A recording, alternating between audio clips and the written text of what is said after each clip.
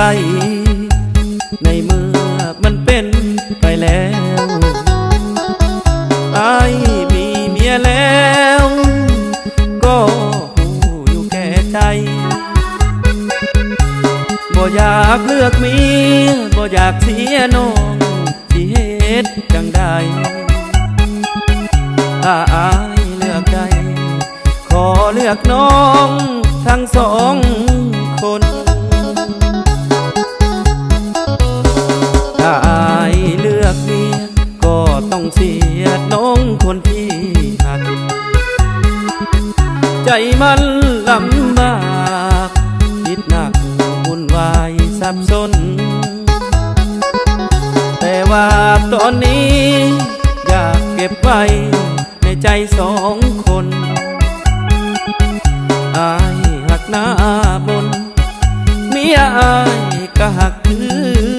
กันสองใจสองทางบ่อยากเสียนางบ่อยากเสียเมียลอยมาขอเคียร์สองคนเอาเข้าใจกันถ้ามีอายหูคงจบแล้วความสัมพันธ์หักขาดสะบั้นฝันคงสิ้นสลายคิดไปใจเพียอยากเลือกทั้งเมียอยากเลือกทั้งน้องสองคนป้องดองเป็นเอื้อยเป็นน้องถ้าเป็นไปได้สิลอยเมียมาไปหาน้องบ่ต้องน้อยใจหากเมียเท่าใดอ้ายก็หักน้องเจ้าเท่านั้น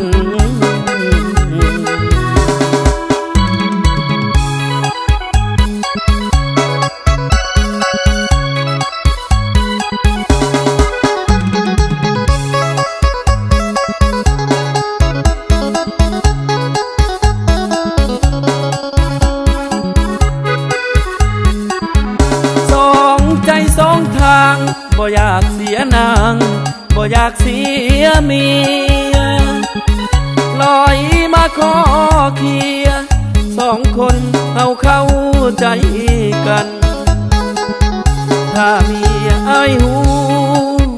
คงจบแล้วความสัมพันธ์หักขาดสะบั้นฝันคงสิ้นสลาย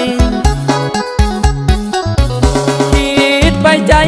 เพียอยากเลือกทั้งเมียอยากเลือกทั้งน้องสองคนป้องดองเป็นเอื้อยเป็นน้องถ้าเป็นไปได้สิลอยเมียมาไปหาน้องบ่ต้องน้อยใจหากเมียเท่าใดอ้ายก็หักน้องเจ้า